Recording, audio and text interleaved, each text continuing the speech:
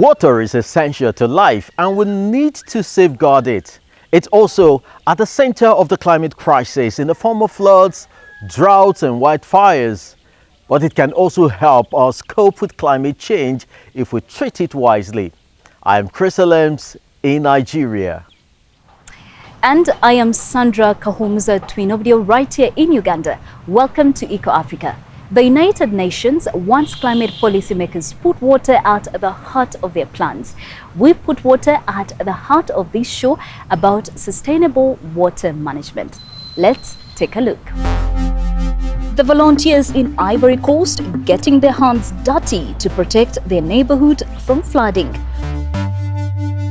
Why one Spanish island is turning to folk to solve its water problems. And how drought-hit Somalians are looking to the sea to get their precious drinking supplies. Water enriches our lives in so many ways. In Kenya, about a third of households don't have any electricity, which holds back businesses and families in their daily tasks. But in some areas, there is a power source that is closer, more sustainable and more affordable than you might expect. The Sagana River in central Kenya is the main tributary of the country's longest river. A popular spot for water recreation, it's also helping to generate electricity. This wilderness camp for tourists, for example, has had its own hydropower turbines for more than 10 years. River water is diverted to power the water wheel.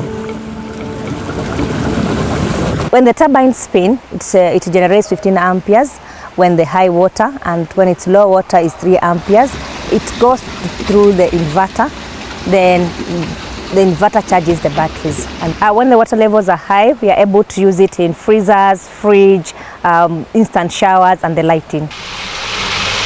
Energy studies conclude that generating electricity locally using hydropower has huge potential, especially in remote areas that are difficult to electrify, like the mountainous Murang'a County. Here too, there's plenty of water available to generate power. The beauty with Murang'a is one of those regions that is blessed with frequent flows, water flows, because of the favorable tropical condition. The area experiences a lot of rain. It's near Mount Kenya, so there's a lot of favorable conditions that really support the communities in those areas to be able to generate, to invest in such many hydro projects. A key figure in bringing hydropower to the region is John Magiro. He started out building small turbines to provide power to his community. He then teamed up with a Belgian businessman to found a company and scale up the technology. For Magiro, it's a dream come true. He grew up without electricity. In my village, there was no any connection of the power. There was no solar and also the national grid. So the main challenge was the time that I was doing my study, I could not mainly get the access to the power. I was at that time using the paraffin. Unlike hydroelectric dams, these plants don't require large reservoirs or the resettlement of entire villages.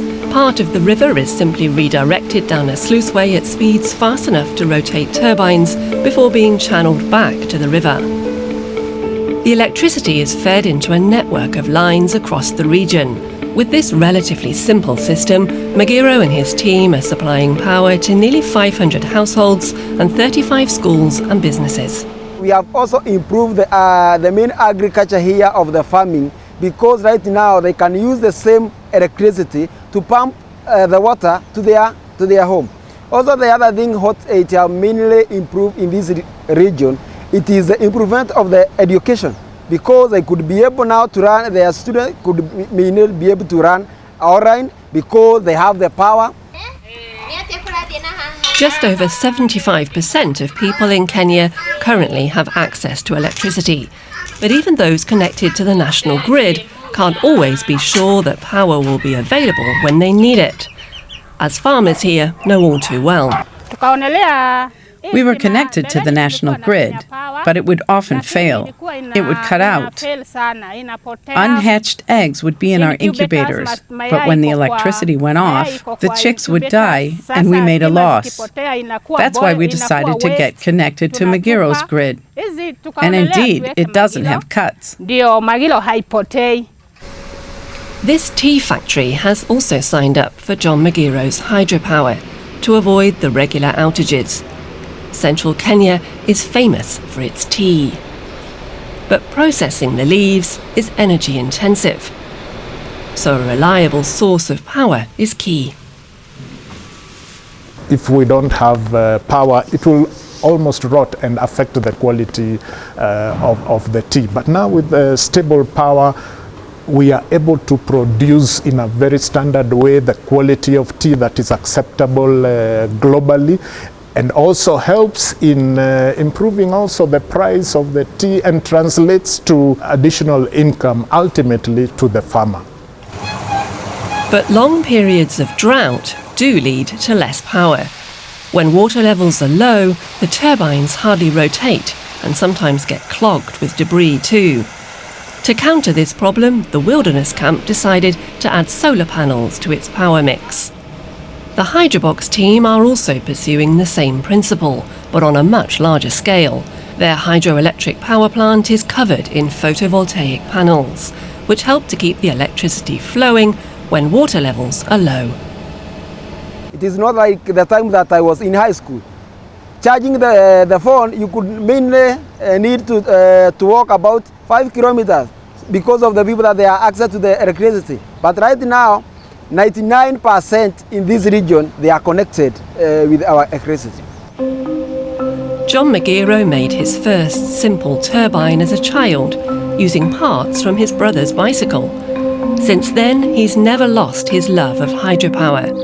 Now, his one-time hobby is benefiting the entire region.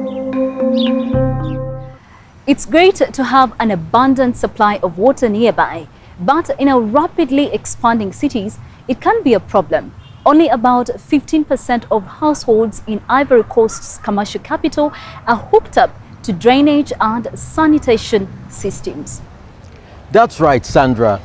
And that's bad news. When heavy rainfall comes and brings flooding and waterborne diseases, volunteers in one part of Abidjan were determined to make a difference. You can see how they did it in this week's Doing Your Bit.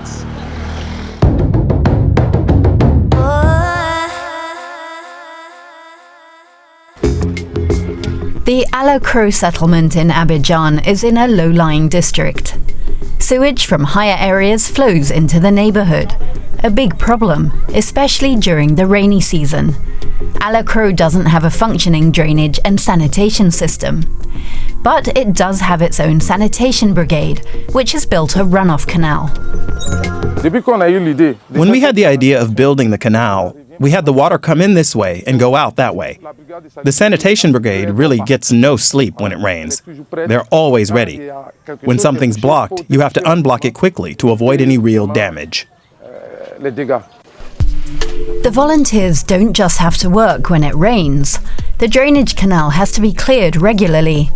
Since it was built, there have been far fewer floods here, but the last section of the canal still needs to be built. People had to put their hands in their pockets so that we could build this. Now the idea is to extend it to really avoid flooding. The volunteers have asked 700 local households to contribute a monthly fee. They even remove the trash in the area, dedication that people here welcome. They keep the neighborhood clean, and that's why we support them. The sanitation brigade in Alacro didn't want to wait until the authorities took action to help the neighborhood. They solved the problem themselves, and that has improved the lives of those around them. And how about you? If you're also doing your bit, tell us about it. Visit our website. #DoingYourBit. We share your stories.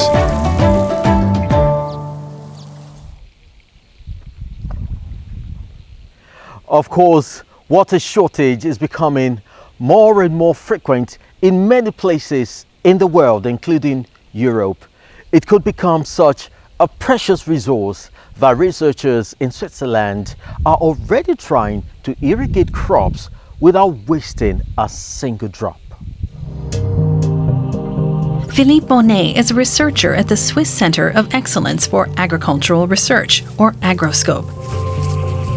He has big ideas about how to preserve water. One important goal is finding the right amount of water so we can use as little of it as possible for irrigation while still achieving the best possible quality.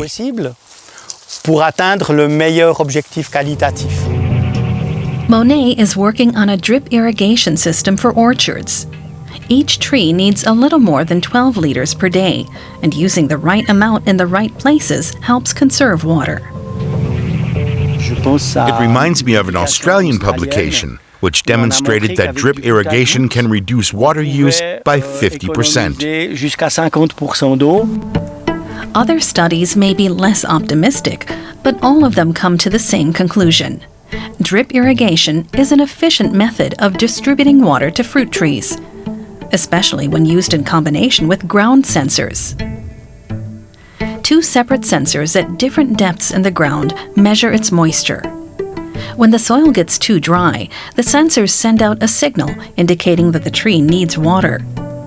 The signal triggers the watering system up to 3 times a day. Monet has conducted trials on 30 different fields, and he's developed a fully automatic irrigation system.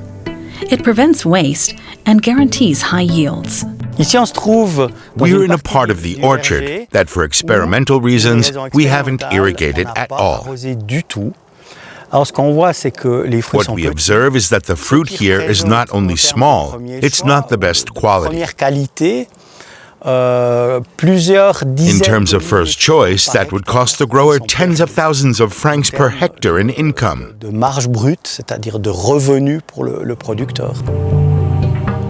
The drought is noticeable between the trees. The dry summer has caused major problems. Would these trees have died if they hadn't been irrigated?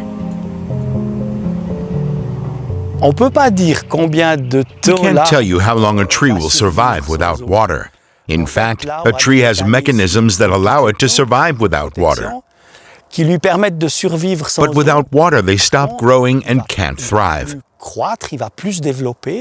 The growth of the shoots and the branches will be completely stopped, as will the growth of the fruit.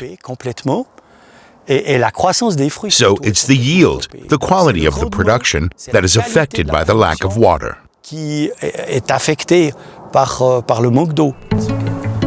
Aside from soil probes, there is another way to measure a tree's need for water: dendrometers.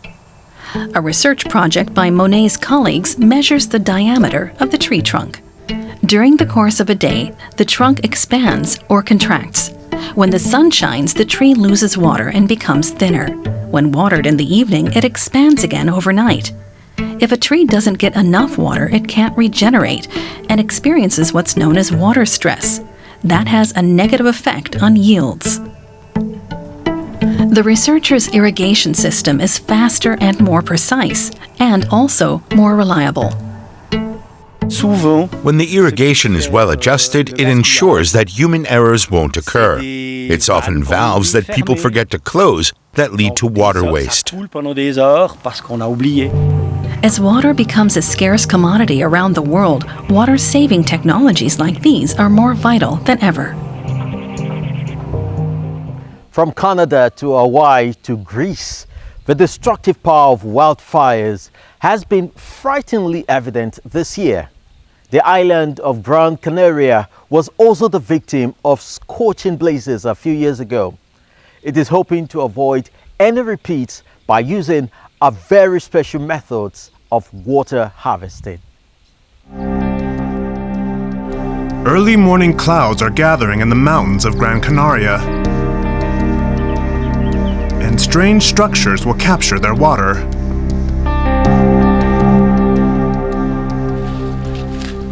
Saul Oliva is an environmental technician with the Life Nieblas project.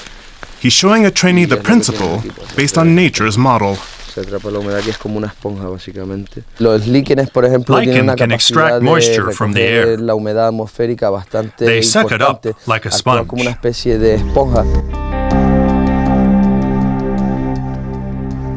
The unusual structures take advantage of a common phenomenon on the north side of Spain's Canary Islands. Clouds move in from the Atlantic and stall on the mountainsides.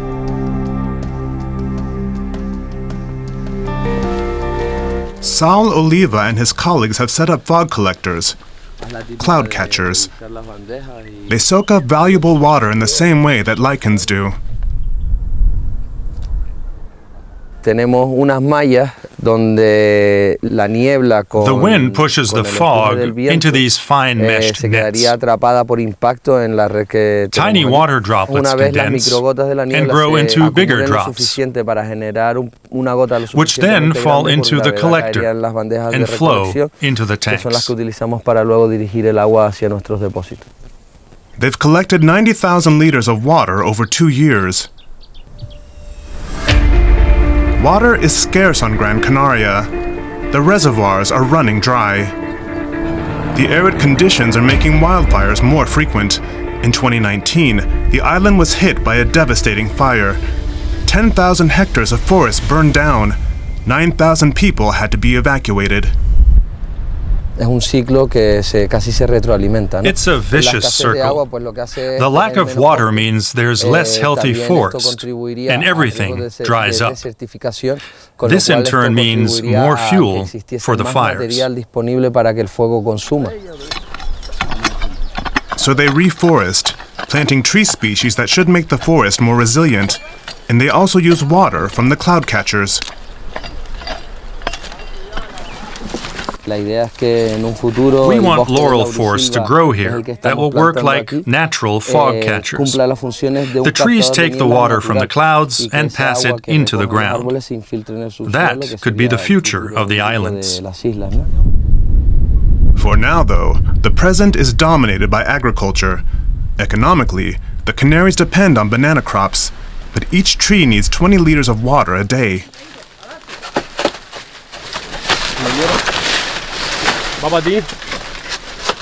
Juan Ramon Sosa works a plantation in the north of Gran Canaria. He's worried about water because rain is becoming ever more scarce. It rains here in cycles, every 7 to 8 years, without much in between. Reserves from a big rainfall only last for 1 or 2 years, so for the rest of the time, we have to find another way. Seawater is one option, but treating it is expensive. Ivan Cabrera, a desalination technician, is visiting. We have to filter out the salt that's dissolved in the seawater. It's a complex chemical process that uses a lot of energy.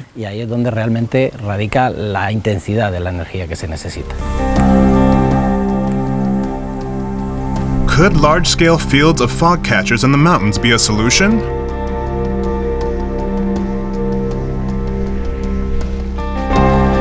Saul Oliva trusts in the research. His project is working on new ways of capturing moisture from the clouds.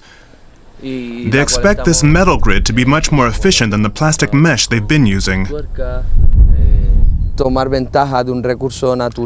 Using a sustainable and natural resource like fog could be a good solution. We could water our tree seedlings with it, and a farmer could use the water on the plantation.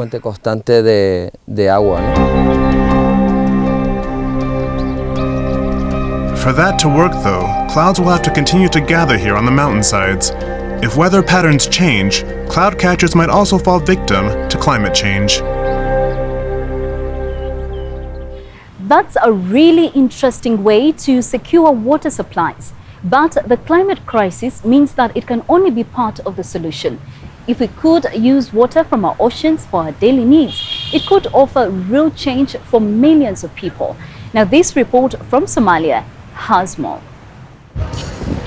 Securing a day's supply of drinking water is hard work in Kismayo, a city on Somalia's coast. The wells are up to 200 meters deep, and hauling up the water canisters is strenuous. Since rainfall is scarce, fresh water is too. Salt water from the nearby ocean infiltrates and contaminates the wells. Still, Abdul Qadri Ahmed and his neighbors come here most every day. They have no other choice.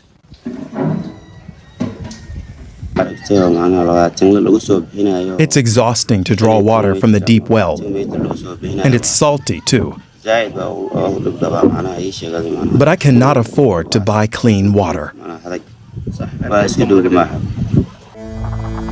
In recent years, Somalia has experienced several failed rainy seasons. The land around Kismayo is drying out. For residents, it's a disaster. There's little grazing land left and animals are dying of thirst. The ground is so parched, it's hardly worth farming. Over 2 million Somalians are already feeling the effects of climate change. Liban Hussein from Somalia's Ministry of Energy and Water Resources is worried about their future. The drought has adversely affected people and their livestock in Kismayo and the surrounding areas. There is a severe water shortage in Kismayo. Some of the wells have dried up, and the rivers have too. We're not expecting rains in the coming months, but the drought will end when Allah sends us rain. But even without any rain, help has arrived in the form of a water desalination plant. It was built by Somali business people who wanted to improve the water quality in the wells, so they founded their own farm. We established the Afi Water Supply Company in Kismayo in 2014, after we saw there was no clean and drinkable water here. When we dug deep wells, we noticed that the water was salty, so we bought machines to desalinate the water. Ordinarily, this would be the government's responsibility, but Somalia has been in political turmoil for decades. The government does not collect enough money through taxation. So there's no public investment, and building a desalination plant requires millions of dollars. At the last climate change conference, Somalia asked industrialized nations for funds to cover such costs as it produces just a fraction of the world's carbon emissions. The desalination plant used to be powered by a diesel generator. It was expensive to operate and environmentally harmful. But now, the company is using green energy. Big solar collectors near the plant replace much of the need for fossil fuels. We were using 15 barrels of diesel per day, which caused a lot of air pollution. After we installed the solar system, we cut diesel consumption by 80%. We use diesel motors at night, so when we have enough water at night, we run the motors. Our water production has increased, and we've lowered its costs by 60%. The desalination plant has been a blessing for people here, supplying fresh water to around 5,000 households. And because solar energy has reduced the cost of clean drinking water, even poorer Somalis can now afford it. People flock here to buy it, as it sells for a fraction of the former price. Now Farhiya Mohammed comes here regularly to, as she says, buy good water for herself and her family.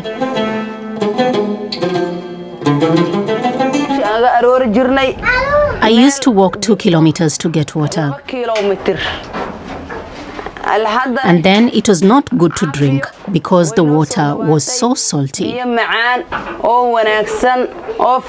Afi brings clean and drinkable water right here close to my home.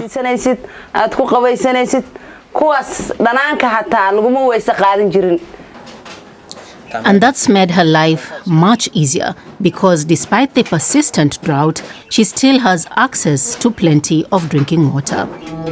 Though if Somalia's drought gets worse, even salty well water will be in short supply. So the head of the water company aims to build a plant that will desalinate salt water straight from the ocean instead of the salty water from the wells. Clean water from clean energy, a win-win solution. That was our look at sustainable water management. We hope it buoyed you up. Goodbye from me, Sandra Kahumza Twinobdio, right here in Kampala, Uganda. And from me, Chris Alems in Lagos. If you find our stories rewarding, please make sure to check out all our environment content online. Goodbye until next time. See you.